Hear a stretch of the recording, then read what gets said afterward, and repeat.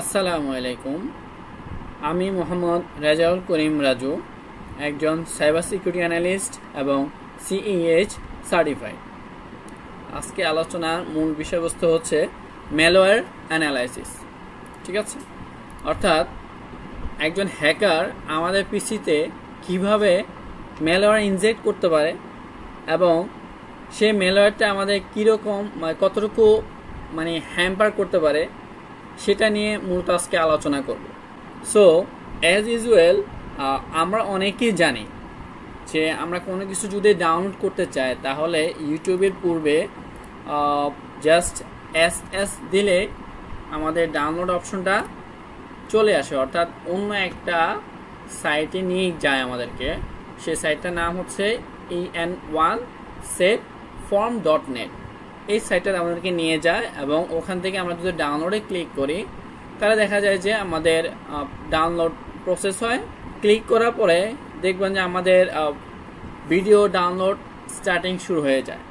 অনেক সময় দেখা গেছে যে ভিডিও ডাউনলোড হয় না। হ্যাঁ, তো আজকে ঠিক আমি এই কাজটা করতে গিয়েছিলাম, যে ভিডিওটা ডাউনলোড করতে গিয়েছিলাম, বাট কিছু ম্যালিসিয়াস কিছু আমার সামনে চলে আসে। তো যেহেতু এটা নিয়ে আমার ধারণা আছে তাই এখানে যেহেতু এখন আসছে না, আমি আপনাদেরকে ছবি তুলে রেখে দিয়েছি। এই যে, অর্থাৎ যখনই আমি ডাউনলোডে ক্লিক করেছিলাম, দেখুন যখন আমি ডাউনলোডে ক্লিক করেছিলাম এখানে আসছিল, তখন এই অপশন চলে আসছিল। অর্থাৎ পরবর্তী পেজে নিয়ে গিয়ে আমাকে বলল যে ভেরিফাই ইউ আর হিউম্যান, আপনি হিউম্যান কিনা সেটা ভেরিফাই করতে বলছে। তো ওকে ফাইন, সোজা সরল মানুষ, আমি ভেরিফাই করছি। প্রেস উইন্ডোজ বাটন চেপে আর দিলাম, অর্থাৎ সেটা অটোমেটিক কিন্তু কপি হয়ে গেছে। অর্থাৎ যা কপি হওয়ার তো সেটা হয়েছে, এখন সেটা আমাকে বলতেছে যে পেস্ট করার জন্য। ওকে ফাইন, পেস্ট করছি, উইন্ডোজ আর চাপলাম, বললো কি পেস্ট করার জন্য, পেস্ট করছি। পেস্ট করার পরে আমি দেখলাম আমার কাছে যে একটা লিঙ্ক আসছে, সেই লিঙ্কটা হচ্ছে এইটা। অর্থাৎ সিএমডিতে আমাকে এই লিঙ্কটা তারা প্রোভাইড করেছে, finalstepgo.com upload.il.txt। আচ্ছা, এখন কৌতূহলবশত আমি কি করলাম, এই যে ইউআরএলটা আমি নিয়ে গেলাম আমার ব্রাউজারের ইউআরএলে। হ্যাঁ, ব্রাউজারের ইউআরএল গিয়ে আমি ডিরেক্টলি হিট করলাম যে আসলে এর দ্বারা কি বোঝাচ্ছে। পরবর্তীতে দেখলাম এইখানে অসংখ্য কোড লেখা, বিভিন্ন ভেরিয়েবল দিয়ে কোডগুলো লেখা আছে। তো আজকে মূলত আমরা এই যে কোডগুলো বোঝার চেষ্টা করব, যে কোডগুলো দ্বারা সে আসলে কি করতে চাচ্ছে, হ্যাকার কি করতে চাচ্ছে আমাদের, সেটাই আমি আজকে অ্যানালাইসিস করে বোঝার চেষ্টা করব। ঠিক আছে, ওকে। তো যেহেতু হ্যাকার আমাকে এই ওয়েবসাইটটা দিয়েছে, ওয়েবসাইটের ডোমেনে সে আপলোডে এই ফাইলটা সে আপলোড করেছে, তাহলে আমি সেই হিসাবে ট্রাই করে দেখলাম যে এইটা একটা আপলোড সাইট। এটা একটা আপলোড সাইট যেখানে সে অনেক কিছু আপলোড করেছে। তো দেখতে পাচ্ছেন অনেক টেক্সট আছে, অনেক টেক্সট রয়েছে, ইভেন অনেক জিপ ফাইলও রয়েছে, IL333 জিপ, অনেক জিপ ফাইল রয়েছে এখানে। ওকে, তো পরবর্তীতে আমি এই সাইটটাকে আমার যে মেশিন আছে VMware মেশিনে স্ক্যান করলাম। তো স্ক্যান করে দেখলাম যে এখানে কিছু ভালনারেবিলিটি আছে। তো তার মধ্যে দেখলাম যে ডিরেক্টরি কিছু লিস্টিং, অর্থাৎ ডিরেক্টরি একটা ভালনারেবিলিটি রয়েছে। সো আমি এখানে ক্লিক করলাম, ক্লিক করে দেখলাম যে https.com.uploads, অর্থাৎ আপলোডসের যে প্যারামিটারটা আছে এটা একটা ভালনারেবল। অর্থাৎ এইখানে আমি যে কোনো ম্যালিসিয়াস কোনো কিছু বা টেক্সট আমি ইনজেক্ট করতে পারি।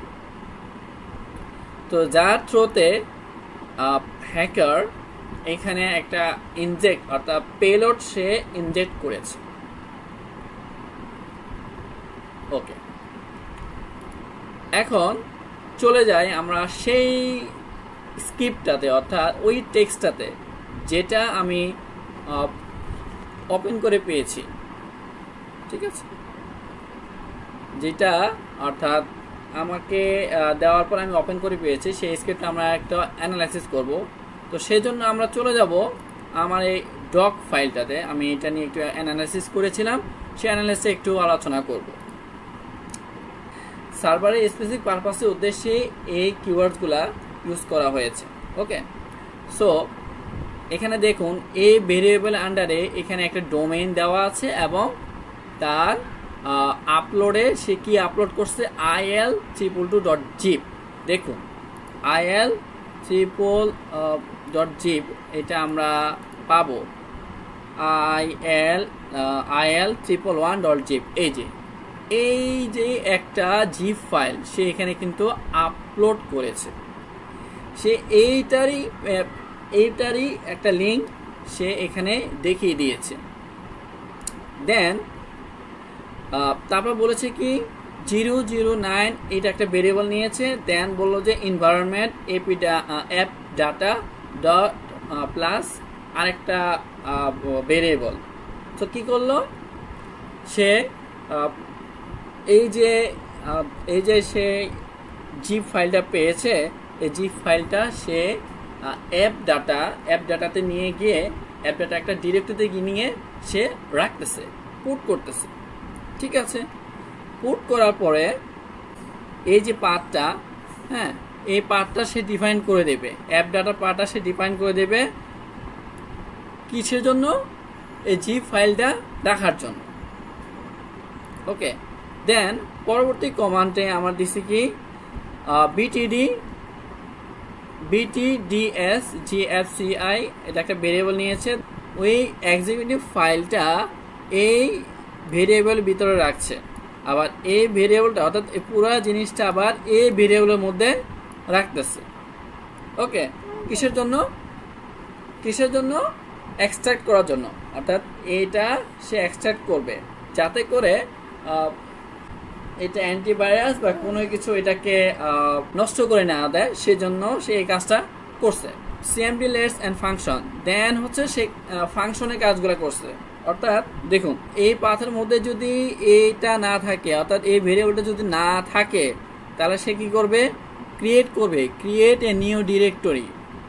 এই পাথের মধ্যে সে এই ডিরেক্টরিটা ক্রিয়েট করবে। ক্লিয়ার? তার উদ্দেশ্যটা কি? উদ্দেশ্য হচ্ছে ensure that folder exist, folder সেখানে এক্সিস্ট করতেই হবে before trying to extract files into ইট। মানে সে এক্সট্রাক্ট করার আগে এখানে ফাইলটা এক্সিস্ট করতেই হবে। যদি সেটা এখানে অ্যাবসেন্ট থাকে সেটা আবার ক্রিয়েট করে ফেলবে। নেক্সট এই ভেরিয়েবল থেকে এই ভেরিয়েবলে ট্রান্সফার করবে। অর্থাৎ এখানে একটা তাত্ত্বিক বিষয় রয়েছে আর কি। Start B transfer download the file from the specific URL, অর্থাৎ স্পেসিফিক ইউআরএল থেকে, অর্থাৎ এই ইউআরএল থেকে সে কি করবে? ফাইলটা ডাউনলোড করে এই ডেস্টিনেশন যে ভেরিয়েবল আছে এই পাথে সে রাখবে। হ্যাঁ, মোটামুটি এটা ইনিশিয়েট করার জন্য আর কি। নেক্সট এক্সপান্ড করবে, expand archive path variable destination path dot force. আচ্ছা, এখানে এই যে জিপ ফাইলে ভেরিয়েবলটা সে কি করবে? এক্সট্রাক্ট করবে।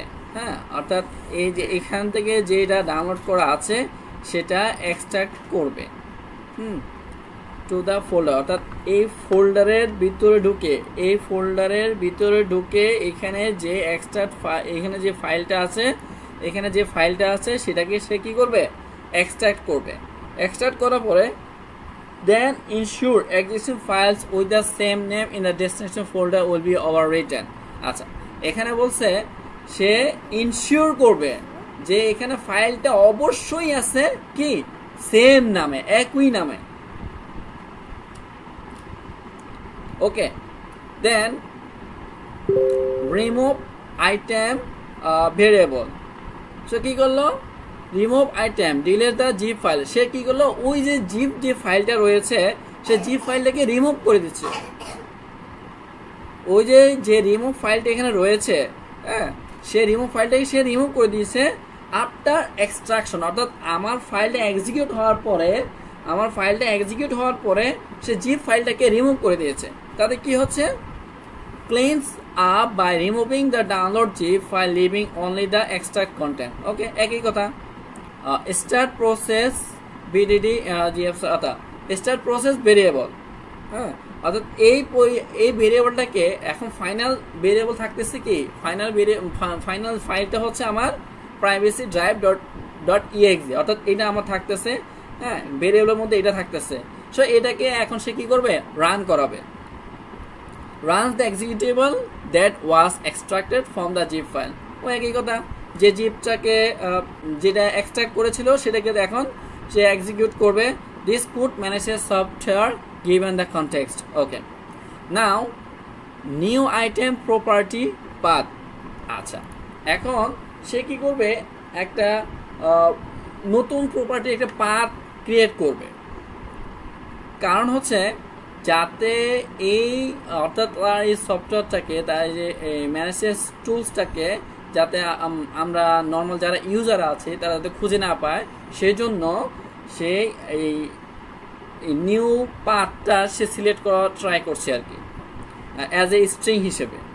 সো HKCU সফটওয়্যারে চলে যাবে, Microsoft Windows current version, run, then version, value key, ভেরিয়েবলে, প্রপার্টি টাইপ স্ট্রিং, প্রপার্টি হবে স্ট্রিংয়ে হবে। এইখানে মূলত রেজিস্ট্রিতে সে প্রপার্টি অ্যাড করবে, কারণ রেজিস্ট্রিতে অ্যাড করেই লাগবে। Define the name registry entry, সে এই ভেরিয়েবলে এন্ট্রি করতেছে এবং ভ্যালু সেট করতেছে স্ট্রিংয়ে, প্রপার্টি সেট করছে স্ট্রিংয়ে। এইটার মূলত উদ্দেশ্য হচ্ছে যাতে করে উইন্ডোজটাকে যখনই আবার অফ করে অন করা হবে সাথে সাথে যেন পারসিস্টেন্ট, অর্থাৎ ওই যে সফটওয়্যারটা, অর্থাৎ ওই পেলোডটা যাতে করে সে রান হয়ে যায়, সেজন্য মূলত এই কাজটা করা হয় আর কি। রেজিস্ট্রি থেকে এখানে এটা চালু করে দেওয়া হয়। সিস্টেমটা যখন রিবুট হয়ে যাবে তখন ম্যালেসিয়াস যে স্ক্রিপ্টটা আছে সেটা যেন রেজিস্ট্রি থেকে আবার অন হয়ে যায় সেটাই এনশিওর করে আর কি। The concealment storing files in the app data folder strictly open use to avoid detection. আচ্ছা, এটা যাতে ডিটেক্ট না করে সেজন্য অ্যাপ ডাটা দেখিয়ে রাখা হয়। সো দেন হচ্ছে automated download and execution. By downloading and running the zip and executable automatically, the script aims to compromise the system without user intervention. আচ্ছা, ইউজারদের কোনো রকম যাতে কাজের ব্যাঘাত না ঘটে বা সে বুঝতে না পারে সেই জন্য অটোমেটিকলি যাতে ডাউনলোড হয়ে যায় সেই জন্য এই স্ক্রিপ্টটা দেওয়া হয়েছে। এবং last, clean up after execution. The zip file is deleted after execution. Execute হওয়ার পরে জিপ ফাইলটা ডিলেট হয়ে যাচ্ছে। অ্যাবাউট লিভিং বিহাইন্ড এভিডেন্স, কোন যাতে করে। তো আজকের এই স্ক্রিপ্টটা মূলত আপনাদেরকে দেখানো হয়েছে বা শো করা হয়েছে মূলত প্র্যাকটিক্যালি এই জিনিসটা বোঝার জন্য যে একজন হ্যাকার কিভাবে আমাদেরকে বোকা বানিয়ে আমাদের পিসিটাকে অ্যাক্সেস নেয়, ঠিক আছে, সেটাই মূলত আপনাদের সামনে মানে প্রেজেন্ট করার চেষ্টা করেছি। তো যাই হোক, এখন পরবর্তীতে আপনারা যদি চান যে আপনি মানে ভিকটিম, অ্যাজ এ ভিকটিম যদি ক্লিক করে ফেললেন বা মানে তার মানে হ্যাকারের ফাঁদে পা দিয়ে ফেললেন তখন কি করবেন, সেটার জন্য আমরা ইনশাল্লাহ সামনে আরেকটা ভিডিও নিয়ে আসবো। ঠিক আছে, ধন্যবাদ, আসসালামু আলাইকুম।